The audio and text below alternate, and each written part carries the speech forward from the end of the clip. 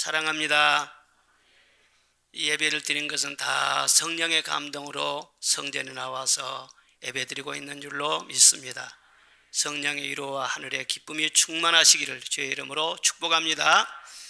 푸른 감람나무 성도, 무슨 성도라고요? 오늘 본문 8절에 보니까 나는 푸른 감람나무 같으며 그런 말씀이 나와 있습니다. 우리나라에서는 좀 생소하지만은 성전에 가면은 어디에서나 이 올리브라고 하는 나무, 우리나라 성경에는 감람나무라고 번역되어 있는데 이 나무를 어디에서나 볼 수 있습니다. 다윗은 초원에서 자라면서 감람나무가 얼마나 사랑받는 나무요 또 고마운 나무인지 잘 알았을 것입니다. 언제 보아도 푸르고 많은 열매를 맺고 또 나그네들이 지나가면 그늘이 되어주기도 하고 항상 변함없이 그 자리에 늠름하게 서 있는 그 감람나무, 나도 저 감람나무처럼 될 것이다, 그렇게 시를 쓴 것입니다. 이 감람나무는 하나님이 내리신 최고의 선물이라고 할 정도로 사람들에게 많은 유익을 주는 나무인 것입니다.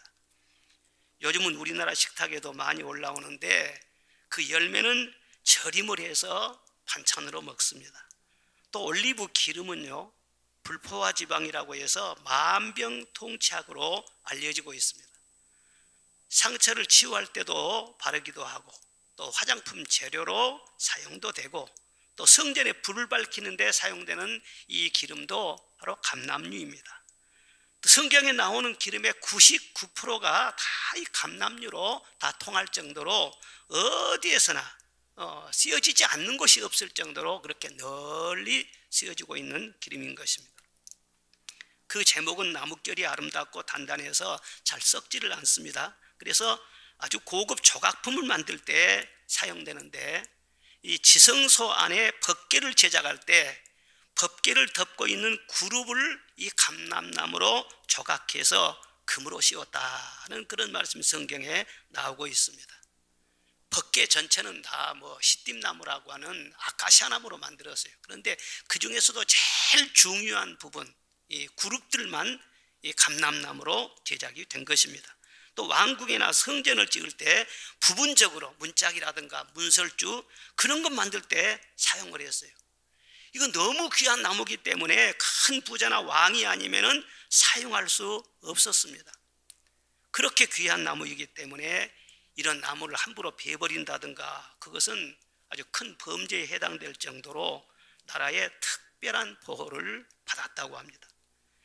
이 감람나무는 생명력이 아주 강해요. 이 어디서 잘 자라느냐, 석회석이라든가 자갈, 모래 이런 것이 많이 섞여 있는 이런 척박한 땅에서 잘 자라는데 뿌리를 아주 깊이 내립니다. 또 복원력이 강해요. 또 노아 홍수 때 보면은 온 세상에 물이 다 잠겨 있을 때 노아가 물이 빠지기를 기다렸다가 물이 감한 여물을 알기 위해서 비둘기를 날려보냈지 않습니까? 근데 그 비둘기가 팔을 붙일 곳을 찾지 못하고 돌아다니다가 감람새 잎사귀를 물고 왔다, 그런 기록이 나와 있어요. 물에 잠겼기 때문에 모든 식물도 사실은 다 죽어버렸거든요. 그런데 감람나무가 가장 먼저 살아날 정도로 복원 능력이 아주 탁월한 나무라고 하는 것입니다. 또 수령도 굉장히 길어요. 성지에 가면 몇백 년 되었다는 감람나무를 흔하게 볼 수 있습니다. 예수님이 기도하셨던 겟세마네 동산 바로 옆에는 2000년이 넘는 그런 감람나무 고목들이 여러 그루 있는 것을 가면 볼 수가 있습니다. 열매를 또 얼마나 많이 맺은지 몰라요. 나무를 심은 지 한 15년쯤 지나면 본격적으로 수확을 하는데 나무 한 그루에서 보통 한 130kg 정도 열매를 딴다고 합니다. 얼마나 많이 딴 거 아니겠어요? 다윗이 그런 것을 다 이렇게 보면서 사모한 거예요. 참 감람나무 나도 처음부터 됐으면 좋겠다.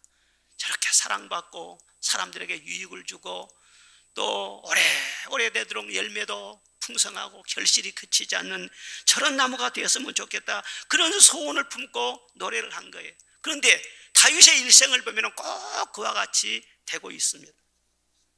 평생 다윗처럼 하나님의 특별한 사랑을 받은 사람이 없어요. 그리고 많은 사람에게 유익을 줍니다. 그리고 그 후손들에게서 대대로 왕이 나오고 메시아까지 오셨지 않습니까? 그리고 3000년의 세월이 흐른 지금도 유대인들이 다윗을 좋아하고 또 다윗 시대를 동경하는 것을 보면은 그가 소원하고 입으로 시인하는 대로 그런 복을 넘치게 받은 것을 우리가 볼 수 있는 것입니다. 오늘 본문에 보면은 난 너는 하면서 상대를 칭하는 그 단어가 8번이 나옵니다. 그리고 나는 이렇게 연이어서 자신을 칭하는 말이 또 나오고 있습니다. 이 세상에 수많은 사람들이 섞여 살고 있지만은 너와 나 그렇듯이 두 가지로 딱 나뉘는 거예요. 성경에 보면은 의인과 악인으로 나뉘고 또 정직한 자와 간사한 자로 나뉘어요. 하늘에 속한 자와 땅에 속한 자가 있고 또 하나님께 속한 자가 있고 세상에 속한 자가 있다. 이렇게 두 가지로 나뉘어진다. 이 중간지대는 없다는 거예요. 그러니까 받은 영이 다르고 또 가는 길이 달라요. 그렇기 때문에 그 결과도 판이하게 다를 수밖에 없는 것입니다. 다윗처럼 사랑받고 열매 맺고 천년을 가도 그 이름이 환히 빛이 나는 그런 사람들도 있고 또 광야의 뜰기나무처럼 좋은 일 오는 것을 보지도 못하고 가장 힘겹게 근근히 버티며 살다가 끝나버리는 그런 인생들도 있고 우리가 어느 편에 속한 사람이 돼야 되겠어요? 우리 모든 성도들은 다 다윗처럼 푸른 감람나무 같은 그런 성도가 되시기를 주의 이름으로 축원합니다. 그 비결이 어디가 있는가? 오늘 성경 말씀 보면은 영원이라고 하는 말이 여러 번 나와요. 나는 영원히 그렇게 살리라. 그가 복잡하게 많은 재주가 있어가지고 그런 인물이 된 것이 아니라 몇 가지. 우리가 뭐 수능 시험 점수를 많이 받으려면 국, 영수 이것만 잘해도 되잖아요. 그런데 신앙생활하는 것은 여러 가지 잘해서 되는 것이 아니라 몇 가지만 해도 영원히 변치 않고 꾸준히 하게 되면은요 이런 푸른 감람나무가 된다는 거예요. 첫째로 나는 영원히 사모하리라 그랬어요. 영원히 뭐 한다고요? 사모하리라. 오늘 9절에 보니까 내가 주의 이름을 사모하리이다 그런 말씀이 나옵니다. 다윗은 베들레헴 농촌 출신이죠. 다윗이 그처럼 귀한 인물이 된 것은 자기 노력과 실력으로 된 것이 아니고 요행으로 되는 것도 아니에요. 오직 하나님의 은혜로 된 것입니다. 그래서 그는 은혜를 늘 사모하는 거예요. 하루는 선지자 사무엘이 베들레헴을 찾았습니다. 이새의 아들 중에서 하나에게 기름을 부어 이스라엘의 왕이 되게 하라. 그런 하나님의 명을 받고 이 베들레헴을 찾아간 것입니다. 그래서 이새의 장남을 불렀어요. 그런데 하나님이 아니라고 하십니다. 그리고 그 다음 차남을 불렀어요. 그런데 아니라고 또 합니다. 일곱 아들들을 차례도 다 불러서 그 앞에 세웠는데 다 아니라고 하는 거예요. 더 이상 아들이 없냐? 예, 하나 남았는데 저 들에서 양을 치고 있습니다. 그래서 말제 다윗을 불러들여 가지고 앞에 딱 세웠는데 하나님께서 이가 크니 기름을 부어라. 그래서 그에게 기름을 부어준 거예요. 그때부터 다윗은 하나님의 영에 감동되었더라. 성경은 그렇게 기록하고 있습니다. 성령의 감동이 되니까 보는 눈이 달라지는 것입니다. 말이 달라지는 것입니다. 얼굴 표정도 달라집니다. 생각의 차원이 변화가 됩니다. 그 일이 있은 지 얼마 후에 블레셋과 이스라엘 사이에 전쟁이 터졌지 않습니까? 그 적장 골리앗이 나타나가지고 이스라엘을 위협하는 것입니다. 고래고래 소리를 지르고 하나님을 모욕하고 이스라엘 사람들을 막 깡그리 경멸을 하는 것입니다. 그런데도 이스라엘 사람들은 무서워서 한 사람 나서지를 못하는 거예요. 다 벌벌 떨고 있는 거예요. 그런데 성령 충만 받은 다윗이 보니까는요, 아니 저 할례도 없는 블레셋 자식, 그냥 속에서 거룩한 분노가 막 치밀어 올라오는 거예요. 너는 칼과 창과 단창으로 나오지만은 나는 만군의 여호와 이름으로 나갈 것이다. 그리고 물맷돌로 골리앗을 탁 맞춰서 쓰러뜨렸지 않습니까? 그때 다윗의 나이가 10대였어요. 모든 장수들이 다 벌벌 떨고 있는데 물맷돌 하나를 가지고 골리앗을 쓰러뜨려서 이스라엘에게 위대한 승리를 안겨준 것입니다. 그 후로도 다윗은요 계속 성령에게 이끌림을 받습니다. 성령으로 성장하고 성령으로 지혜가 더해가고 성령으로 시험을 이기고 성령으로 마음이 넓혀지고 성령으로 사람들한테 존경과 사랑을 받고 군대 장관이 되고 그 다음에 그걸 거쳐서 왕위에까지 오르는 그런 인물이 된 것이에요. 자기의 힘과 능으로 된 것이 아니라 하나님의 성령이 역사하니까 자기도 모르는 순간에 그런 위치에까지 올라가게 된 것이 아닙니까? 스가랴서 4장에 보면은 스가랴 선지자가 환상을 보았는데 아니 성전에 순금 등잔대가 있는 거예요. 그런데 그 등잔대 위에는 또 7 그릇이 있어요. 기름을 가득 담은 기름 그릇이 있어요. 그런데 그 기름 그릇과 등잔 사이를 연결하는 7개의 관이 있습니다. 그런데 그 관으로 말이죠, 그 파이프로 말이죠, 기름이 말이에요 계속 등잔으로 흘러 들어가는 거예요. 그것을 보여주면서 물어봅니다. 내가 알겠느냐? 무슨 뜻인지 모르겠습니다. 그때 하나님의 말씀이 들립니다. 이는 힘으로 되지 아니하며 능으로 되지 아니하고 오직 나의 영으로 되느니라. 이 기름은 곧 성령의 기름을 상징한다는 거예요. 사람의 힘으로 안 되고 능으로 안 되지만 하나님의 성령이 역사하시면 못할 일이 없다. 그때 당시 이스라엘은 포로에서 귀환해가지고 성전 공사를 하다가 중단이 된 그런 상태였습니다. 재력도 없고 기술력도 딸리고 아무 권세도 힘이 없고 그러니까 그 당국에서 그냥 중단하라 그러니까는요 그냥 저항하지도 못하고 뭐 로비할 줄도 모르고 그대로 그냥 중단된 상태에 있는 거예요. 그래서 다 모두 포기하고 지켜보기만 하고 그러는데 스가랴 선지자에게 하나님께서 말씀을 주신 거예요. 아무리 인간의 힘이 없어가지고 어렵게 보이고 불가능해 보인 일일지라도 하나님의 성령이 역사하면 될 수 있다. 성령의 능력 받기 위해서 기도해라. 온 민족이 깨어서 성령 충만하면 이 일도 가능할 것이다. 말씀을 던져준 거예요. 그래서 성령 충만 받은 여호수아와 스룹베벨 이런 사람들이 일어나가지고 불가능해 보였던 그 일을 해냈지 않습니까? 하나님께서 말세에 교회를 보호하고 그 교회를 통해서 세상을 변화시키고 세상을 이기게 하기 위해서 무엇을 보내주셨느냐? 성령을 보내주신 것입니다. 교회는 성령 충만해야 경쟁력이 있는 것입니다. 성령의 불이 타오르면 지옥불을 이길 수가 있습니다. 성령의 불이 계속 타오르면 교회는 부흥됩니다. 그러나 성령의 불 꺼지면 교회는 쇠퇴할 수밖에 없는 것입니다. 성령의 불이 계속 타오르면 교회는 부흥하지만 불 꺼지면 교회는 힘을 잃게 되고 결국은 촛대를 옮기게 되는 것입니다. 교회 문 닫게 된다 그 말인 것입니다. 교회는 성령으로만 살아남을 수 있고 부흥된다는 것을 우리는 절대 잊어서는 안 되는 것입니다. 하나님은 교회에 성령 외에 다른 어떤 무기도 주지 않았습니다. 요한계시록에 나오는 짐승들처럼 10뿔도 주지 않았고 7머리도 주지 않았습니다. 그러므로 성도들은 머리 많이 굴려서는 안 되는 것입니다. 인간의 혈기나 권력으로 하려고 해도 안 되는 것입니다.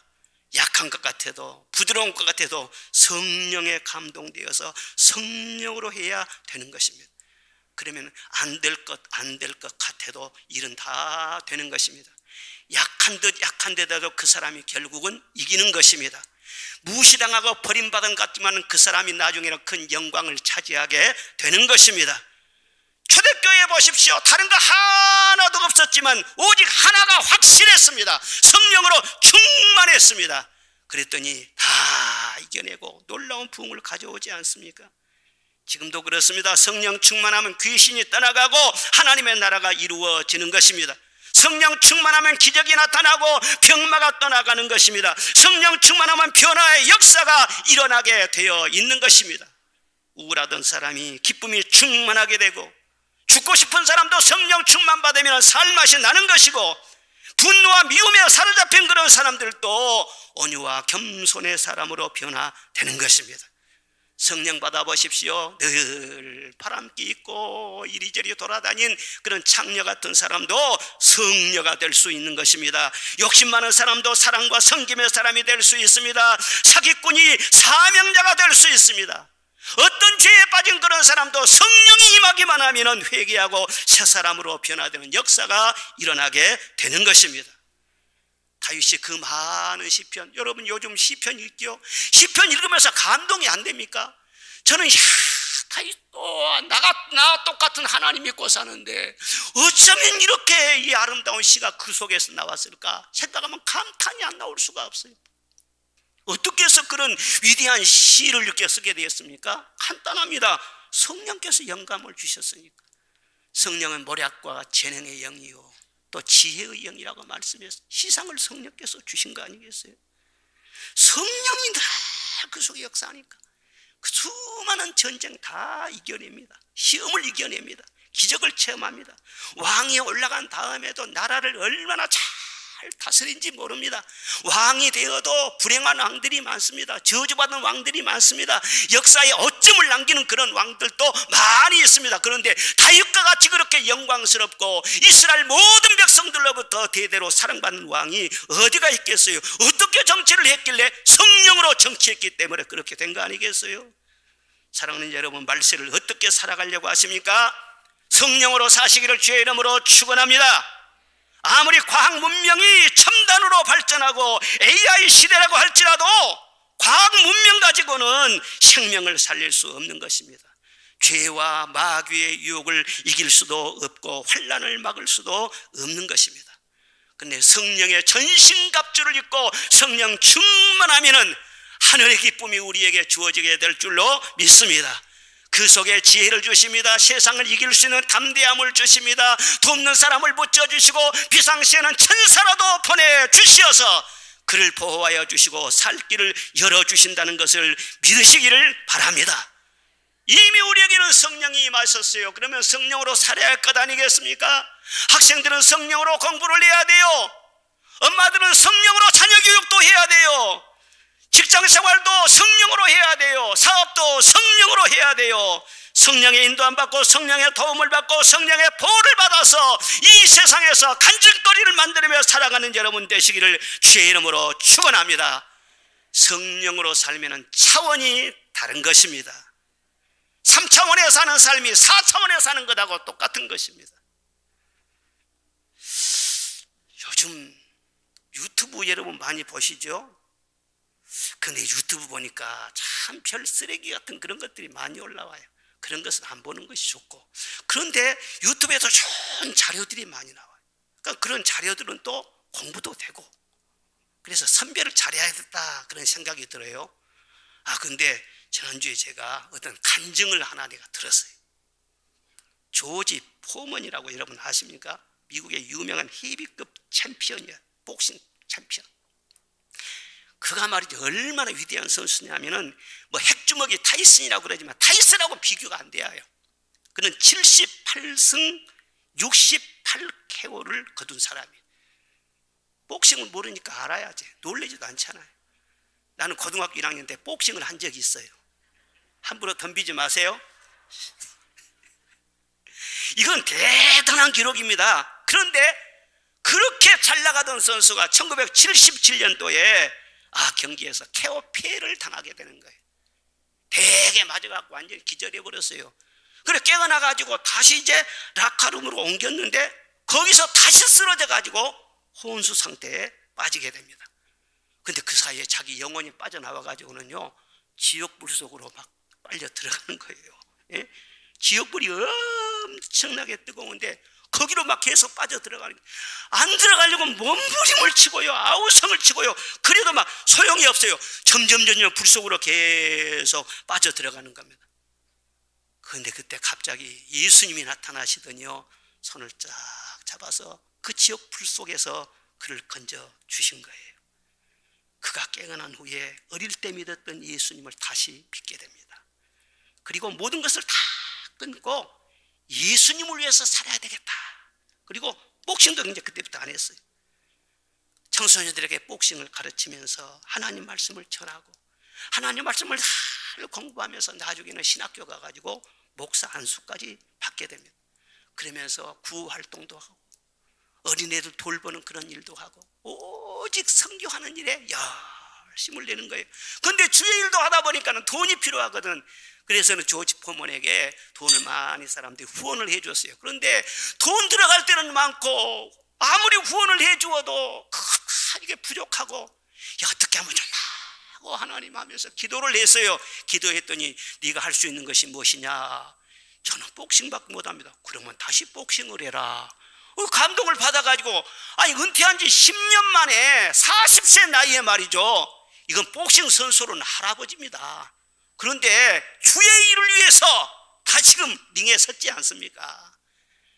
그러면 계속해서 승승장구해가지고 그로부터 5년 뒤에 이제 헤비급 세계 타이틀 매치를 벌리게 된 거예요. 45세 마이클 무어라고 하는 선수를 상대로 해서 경기를 하는 것입니다. 그런데요, 세계 챔피언이잖아요. 마이클 무어는 현역이잖아요. 45세 되는 할아버지가 어떻게 이길 수가 있겠어요? 그런데 그가 간증하는 것 그래요. 이상하게 하여튼 잽을 한 번씩 팍팍 날리면 적중을 하더라는 거예요. 예. 그리고 뭐 7회전인가 쭉 끌고 가다가 별로 생각 없이 그냥 원투 스트레스를 한번 날렸는데 딱 깨고는 이 사람이 움찔하면서 말이죠. 그러게 상태에 빠지더란 거예요. 그래 한 번 더 다가가지고 원투 한 번 딱 날렸더니 아예 한 번 쓰러져가지고 일어나지 못하고. 그래서는요 다시 챔피언에 등극을 했잖아요. 그 간증을 했어요. 내 힘으로 이거 경기 이긴 것이 아니다. 오직 성령의 능력으로 나는 복싱 역사를 새로 썼다. 그렇게 말을 하면서 하나님께 영광 돌린다. 지금도 그분이 살아있는데요. 지금도 목사님이에요. 열심히 전도하고 다니고 또 방송국에 나와서 복음 전하고 그런 일을 계속 하고 다니더라고요. 여러분 성령은 이 강대상 여기에만 역사한 것이 아니에요. 찬양대석에만 역사한 것이 아니에요. 우리가 사는 삶의 모든 분야에 성령의 역사하심이 없는 것이 없어요. 그래서 우리는 항상 성령님을 적극적으로 인정하고 적극적으로 환영하고 적극적으로 의지하면서 성령의 지혜와 성령의 능력을 받아서 여러분의 삶의 현장에서 빛을 발하고 승리하시기를 주의 이름으로 축원합니다. 성령으로 하지 않은 것은 다 허무하게 됩니다. 다 후회밖에는 남은 것이 없게 되는 것입니다. 그러나 성령으로 생각하고 성령으로 말하고 성령으로 일하고 성령으로 기도하고 성령으로 승리하면은요 그것이 바로 하나님께 영광이 되는 것이고 길이길이 그 다음으로 계속해서 이어지는 복이 임하게 되는 것입니다. 고생을 해도 성령으로 고생하면은 나중에는 결과가 좋아요. 반드시 그것이 복이 되어야 해요. 그러나 성령 떠나가지고 고생하면은 사람이 비참하게 됩니다. 성령 없이 고생만 하면 원망과 상처만 남게 되는 거예요. 성령이 없이 고생 계속 하다 보면 나중에는요 삶의 의미를 잃어버리고 자살로 연결될 수밖에 없는 것입니다. 그러나 성령으로 충만해 보면은요 어떤 환난이 와도 다 이겨낼 수 있을 뿐만 아니라 오히려 그 모든 환난이 전화위복이 되고 더 좋은 결과를 가져온다는 것을 여러분 믿으시기를 바랍니다. 하나님께서 우리에게 주신 위대한 선물입니다. 나 주님만을 섬기리 헛된 마음 버리고 성령이여 내 영혼 충만하게 하소서. 주님 앞에 내 생명 드리리라. 성령 충만하려면 다른 것 없어요. 늘 가난한 마음으로 사모해야 돼요. 제가 사모하는 영혼을 만족시키며 주린 영혼에게 좋은 것으로 채워주신다 말씀을 하셨어요. 빈 그릇을 준비한 만큼 채워주시는 거예요. 사모하는 만큼 만족을 주시는 거예요. 여러분 피곤합니까? 인생의 길이 막혀 있습니까? 인간관계가 잘 되지 않습니까? 이상하게 마음이 공허하고 허탈감에 빠져 있습니까? 원인이 다른 데 있는 것이 아닌 것입니다. 그리스도인들에게 그런 증상이 나타나는 것은 다 똑같습니다. 성령이 고갈됐기 때문인 것입니다. 성령으로 충만하면 모든 것이 회복되고 다 살아나게 된다는 것을 믿으시기를 바랍니다. 항상 목마른 심령으로 주의 영으로 나를 채워주시옵소서. 그렇게 기도를 해야 돼요. 그리스도인들의 최대의 위기는 배고픔이 아닙니다. 오히려 배부름인 것입니다. 내가 정말 성령을 갈망해서 배고픈 심정으로 주님을 의지하면 천국이 임해요. 모든 좋은 거 다 하나님께서 필요한 대로 채워주시. 그래서 그러나 내 마음이 배불러 가지고 하나님의 은혜를 떠나면은 결국 좋은 것도 같이 다 잃어버리게 돼요. 남는 것은 빼딱이밖에 남지 않아요. 다윗의 강점이 무엇입니까? 그는 어릴 때나 장성했을 때나 가난할 때나 부유할 때나 목동으로 있을 때나 왕으로 있을 때나 항상 똑같이 하나님의 은혜를 사모합니다. 가난한 마음으로. 내 마음이 가난합니다. 나를 불쌍히 여겨 주십시오. 왕이 올라가는 사람이 어떻게 그렇게 하나님 앞에 울며 매달리며 기도를 합니까? 그것을 하나님께서 귀하게 보신 거예요. 아무리 경험이 많을지라도, 아무리 살만하게 되었을지라도 항상 가난한 마음으로 주여 나를 불쌍히 여겨 주시옵소서. 그러면 하나님께서 오래 가지도 아니에요. 이 시간도 마음을 비우면은 하나님께서 신령한 성령의 능력을 채워주실 줄로 믿습니다. 두 번째로는 영원히 감사하리라. 영원히 뭐 하리라요? 영원히 나는 감사하며 살리라. 그것이 다윗의 심정이었어요. 9절에 보니까 내가 영원히 주께 감사하고 그랬죠. 오늘 이 본문 시편 52편은요 언제 지었느냐 그러면 서두에 에돔인 도액이 사울에게 이르러 다윗이 아히멜렉의 집에 있다고 그에게 말하던 때 그렇게 설명이 나옵니다. 성경에. 사무엘상 22장을 배경으로 해서 나온 말인데요, 지금 다윗이 사울의 핍박을 받아가지고 막 이리저리 쫓겨다닐 때입니다. 이 굴로 저 굴로 쫓겨다니다가 예루살렘 근처에 있지도 못하고 저 네게부 사막 지역, 저 애굽 그 적경 지역에 있는 저 멀리 남쪽에 노업 땅이라고 있는데 그 땅으로요 피신을 간 거예요. 그런데 거기에 아히멜렉이라고 하는 제사장이 있었는데 그 제사장이 다윗을 알아보고요 참 고생한다고, 그리고 먹을 것도 주고, 그리고 호신용으로 칼도 한 자루 주고, 그래서 그걸 받아가지고 바로 이동한 적이 있습니다. 그런데 도액이라고 하는 이 에돔 사람이 그것을 본 거예요. 그리고 바로 사울에게 신고를 하게 됩니다. 그래서 군대를 급히 파견을 했었는데 다윗은 이미 피했기 때문에 화를 면했지만은 왕이 분노해가지고요 노업 땅에 있는 제사장들 모조리 다 죽여. 그래가지고 그날에 세마포 에봇 입은 제사장 85명이 죽음을 당해요. 그리고 제사장들의 이 성읍 노베 남녀와 아이들과 젖 먹는 자들과 소와 나귀와 양을 칼로 다 치라 해가지고는 다 이거 쓸어버린 거예요. 여러분 노업 땅에 그 무고한 생명들이 다윗 한 사람 때문에 다 죽임을 당했다. 이거 기가 막힌 상황 아닙니까? 이런 상황에서 어떻게 감사가 나올 수가 있어요? 그런데 그런 끔찍한 상황에서 바로 시를 쓴 것이 바로 오늘 본문 말씀인데, 나는 여호와의 인자하심을 영원히 의지하리라. 나는 감사하리라. 여기서도 감사가 나오네요. 하나님의 인자하심은 이런 상황에서도 변함이 없어. 아무리 구름이 가려 있을지라도 태양이 빛이 나듯이 이런 끔찍한 상황일지라도 하나님은 이 광경을 지켜보고 계세요. 하나님은 다 이걸 알고 계세요.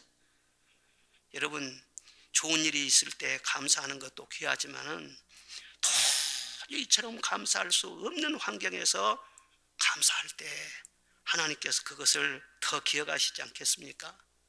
다윗 한 사람 때문에 노업 땅의 제사장들이 다 죽고 어린아이들까지 짐승들까지 다 씨를 말리고 그렇게 했는데 그 순간에도 감사를 했다. 그랬더니 그들의 피가 순교의 밑거름이 되어서 오히려 다윗 왕국을 든든하게 세워지는 역할을 하게 되고, 또 죽음을 당한 이 아비멜렉의 아들 아비아달이라는 사람은 바로 다윗 왕국의 중요한 국가의 지도자가 되고, 순교의 피는 헛되지 않는 것입니다. 의를 위해서 핍박을 받는 것은 절대로 헛되지 않는 것입니다. 그래서 감사는 누구나 해야 되지만은 다 할 수 있는 것이 아니에요. 은혜를 아는 자가 감사하고 하나님을 아는 자가 감사하고 복 받을 사람이 감사하는 것이지 감사는 아무나 하는 것이 아닌 것입니다. 여러분 오늘 현대인들을 살펴보십시오. 그 어느 때보다도 잘 먹고 잘 입고 잘 살고 있습니다. 좋은 자동차 굴리고 다니고 좋은 아파트에서 얼마나 참 환경이 좋아졌는지 몰라요. 그런데도 사람 보면은요, 불평이 많아요. 자정이 많아요. 그러다 보니까 인생이 막 힘들어져요. 왜? 욕심이 많아지니까는 감사를 못해. 교만이 점점 올라오니까 감사를 못해. 하나님은 보이지 아니하고 사람만 보이니까 감사가 안 되는 거예요. 감사는 아무나 아는 것이 아니라 하나님을 아는 자, 영생을 얻는 자, 진정으로 복을 받은 사람, 이런 사람이 감사할 수 있어요. 그리고 그 감사할 때 하나님의 구원을 보이리라 말씀했지 않습니까? 사자굴에 던지움을 받았을 때도 다니엘이 감사했을 때 거기에서도 하나님은 건져주세요. 물고기 뱃속에 들어간 요나가 거기에서도 감사했을 때 다시 육지로 투함을 받아 살 길이 열려졌어요. 예루살렘 성이 사면으로 포위된 상황에서도 여호사밧 왕이 감사했을 때 하나님이 폭병을 보내셔가지고 그 성을 구해주는 그런 장면이 나오지 않습니까? 아무리 힘들고 어려운 여건 속에서도 믿음의 사람들은 감사해야 돼요. 우리는 감사의 천재가 돼야 되고 감사의 귀재가 돼야 돼요. 진주를 찾듯이, 숨긴 보배를 찾듯이 아무리 어려운 상황에서도 감사의 조건을 찾아내는 거예요. 그리고 도저히 감사할 수 없을 때 감사하고 더 풍성하게 감사하고, 그럴 때 하나님께서 해와 같은 믿음의 사람으로 빛나게 하여 주신다는 것을 믿으시기를 바랍니다. 이 감람나무는요, 아주 비가 적은데, 그리고 아주 햇빛이 쨍쨍 찌는 바로 그런 곳, 물이 금방 빠져, 그런 무슨 자갈이나 모래나 그런 것이 많은 그런 지역에서 자란다니까요. 이런 토양은 말이야 반광야입니다. 사람이 살 수가 없는 곳이에요. 그런데 그런 데서 이 감람나무가 뿌리를 깊이 내리면서 잎사귀가 아주 푸르해가지고는요, 아주 열매를 많이 맺힌 거예요.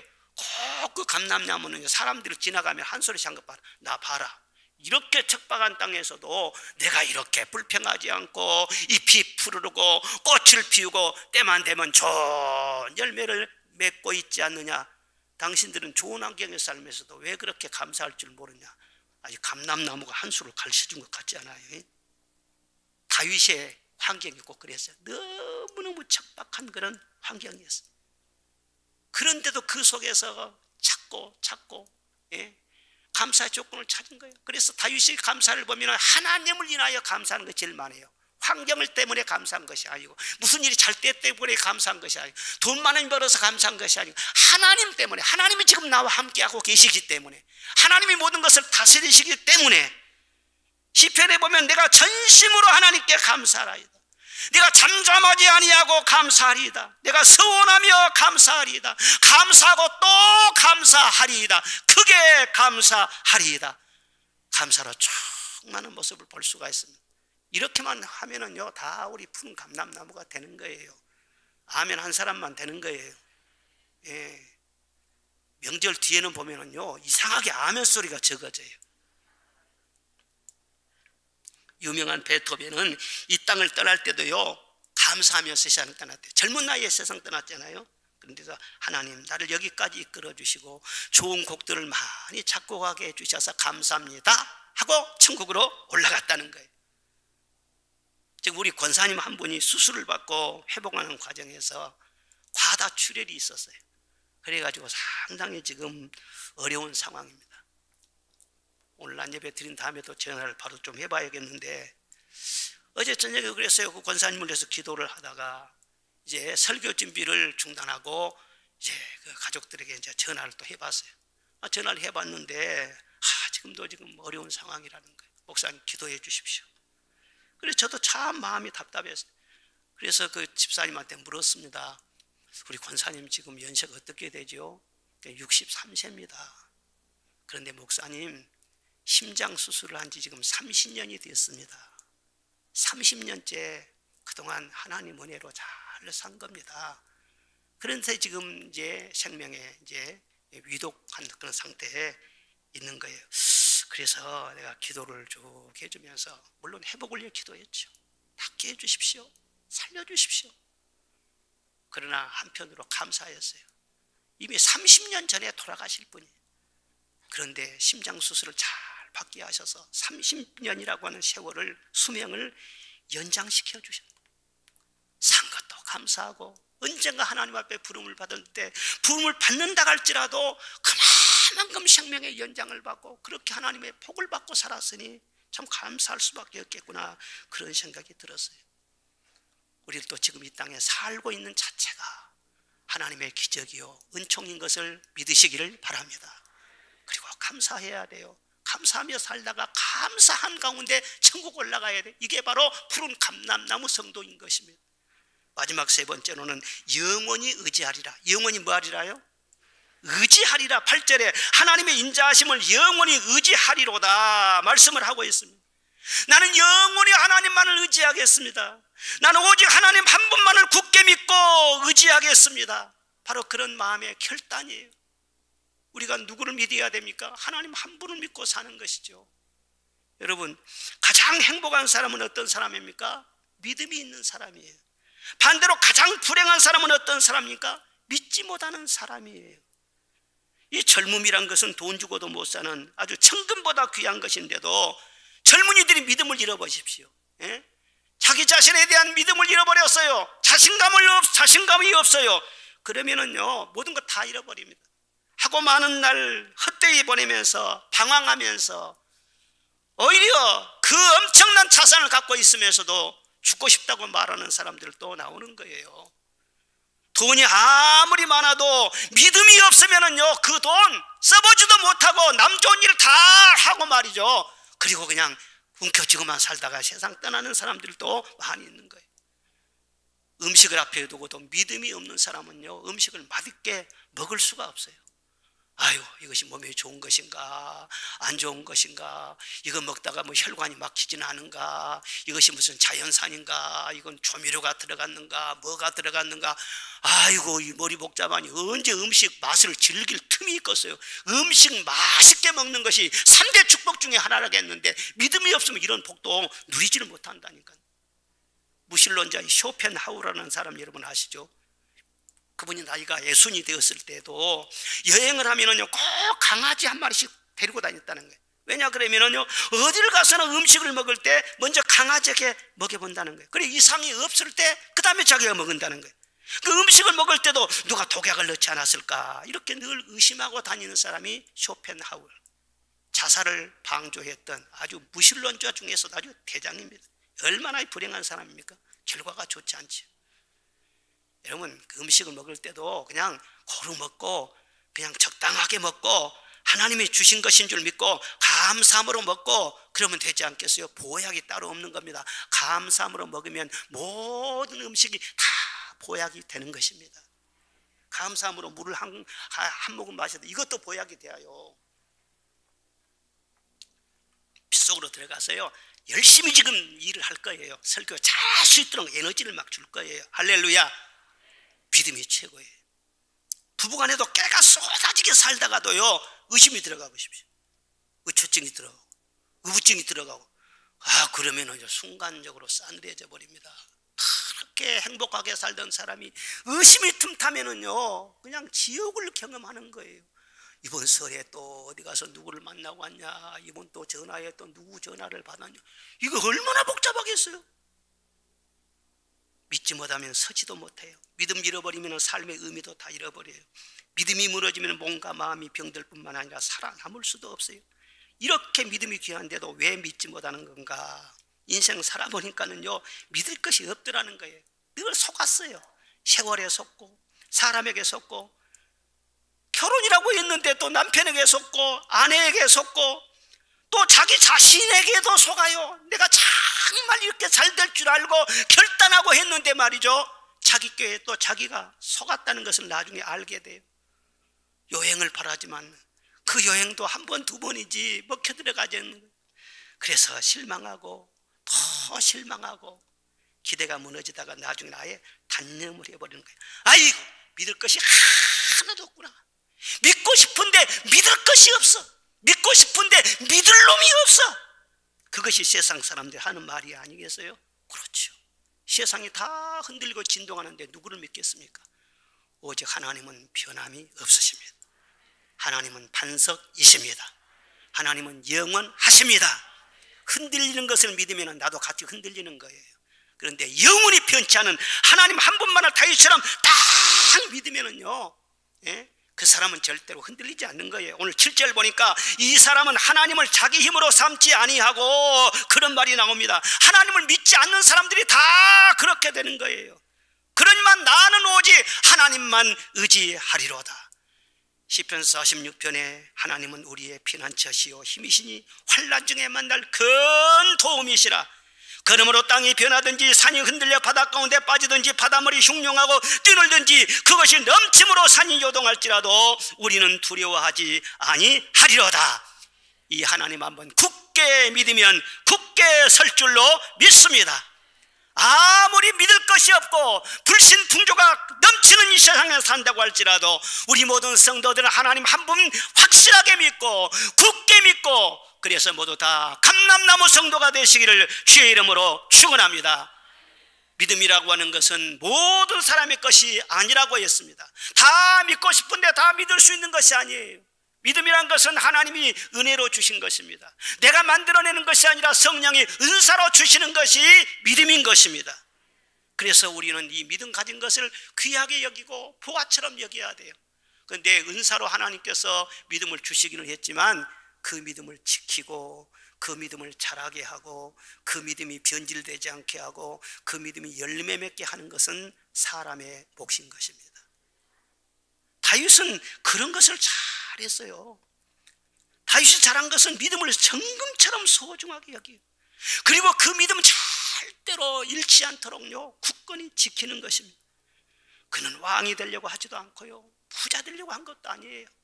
무슨 자손 대대로 복 받을 줄은요 생각지도 하지 못했어요. 왕위에 연연한 것도 아니고 자식들 많았지만은 늘 혈육에 매인 것도 아니고 뭐 명예가 실추되거나 비방받는 것 그런 것도 두려워하지 않았어요. 오직 한 가지만 두려워해요. 이러다 혹시 믿음이 잃을까? 내 믿음이 변질될까? 혹시 내 믿음이 상처를 입을까? 내 영혼은 하나밖에 없는데, 내 영혼은 하나밖에 없는데 믿음으로 내 영혼이 구원받아야 되는데 내 영혼 버림받으면 어떻게 되나? 왕위가 문제가 아니에요. 자기 영혼을 다 붙잡기위해서 몸부림치고 모든 것을 쏟고 사는 사람이 바로 다윗이에요. 오늘 본문 말씀 보면 다윗은 이 믿음을 지키기 위해서 세 가지를 굳건히 지킵니다. 첫째로는요 하나님의 집에 거하는 것입니다. 8절에 보니까 그러나 나는 하나님의 집에 있는 푸른 감람나무 같으며, 하나님의 집에 있는, 그랬어요. 하나님의 성전을 언제나 그는 사모합니다. 시편에 보면은 나는 여호와의 집에 영원히 거하리로다 찬송을 하고 있습니다. 왜 성전을 그렇게 사모하고 하나님의 집을 사모하는 것입니까? 성전에 심긴 나무라야만이 믿음이 잘 자라기 때문이죠. 성전을 떠나서 어디에서 믿음을 얻을 것입니까? 광야의 들깨처럼 온 세상을 다 돌아다녀도 거기에서 믿음을 얻을 수는 없는 것입니다. 다윗처럼 성전을 사모하고 성전을 사랑하고 성전에서 말씀 받고 성전에서 하나님께 찬송 부르고 성전에서 성령 받고, 그럴 때 우리의 믿음이 쑥쑥 자라게 될 줄로 믿습니다.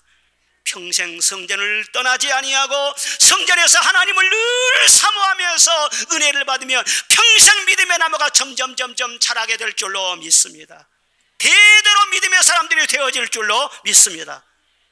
그리고 그는 둘째로는 모든 것을 다 맡겼어요. 예? 이것저것 짊어지고는 먼 길을 갈 수가 없어요.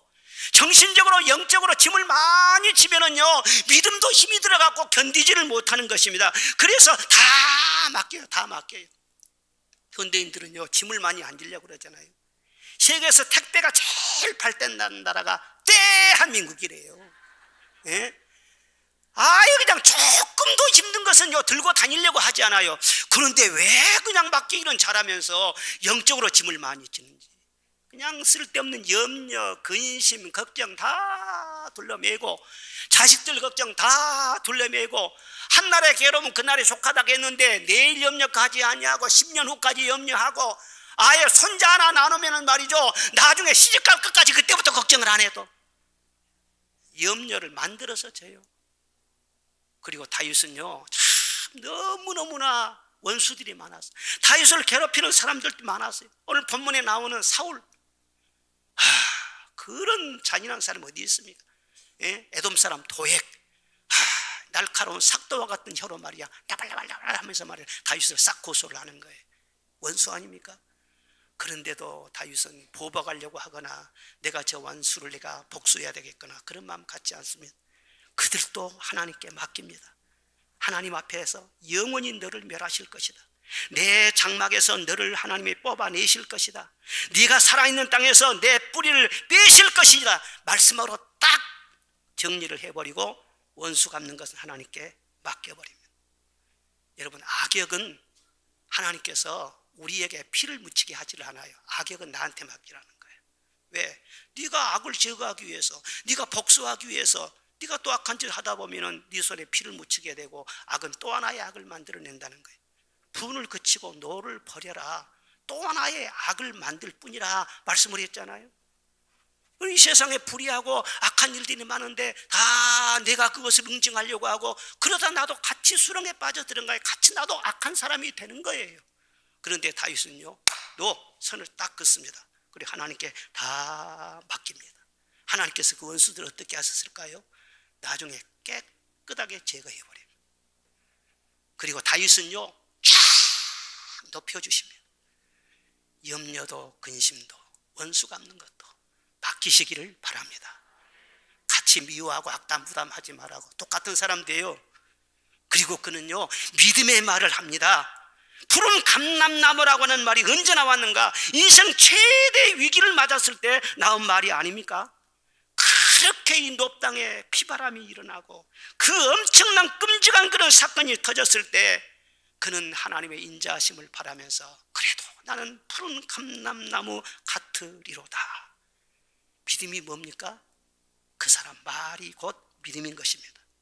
그 사람 말을 들어보면 그 사람 믿음을 알 수 있는 것입니다. 하나님께서 말씀으로 천지를 창조하셨어요.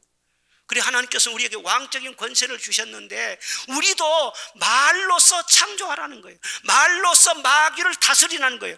말로서 길도 만들라는 거예요. 말로서 안 되는 일도 되게 하라는 거예요. 우리에게는 어마어마한 권세를 주셨어요. 화목이 깨졌으면 말로서 화목도 이루라는 거예요. 실패를 했으면 말로서 다시금 성공의 삶을 살라는 거예요. 그 말씀 속에 어마어마한 능력이 있다는 거예요. 다윗은 말이죠, 그런 환경 속에서 이 말하는 거 보십시오. 나는 푸른 감람나무 같으리로다. 이 정도로 비범한 사람이니까 그래서 다윗이 된 거예요. 여러분, 환경은 우리가 당장 변화시킬 수는 없어. 없는 돈을 당장 만들 수는 없어. 그러나 어떤 말을 하는 것인가는 우리가 선택할 수가 있는 거예요. 성경을 보고 믿음의 말을 배우시기를 바랍니다. 그리고 담고 있으면서 그걸 선포하시기를 바랍니다. 내 말대로 될 것이니라. 그것이 바로 하나님의 약속 아니겠어요? 이 진리를 깊이 깨닫고 다윗처럼 영원히 그 안에서 거할 때 우리도 어느 순간 아이고 내가 푸른 감람나무가 됐구나 그렇게 간증하게 될 겁니다. 영원토록 하나님께 영광 돌리고 남에게 유익을 많이 주고 대대로 감람나무처럼 축복받는 우리 성도가 되시기를 주의 이름으로 축원합니다.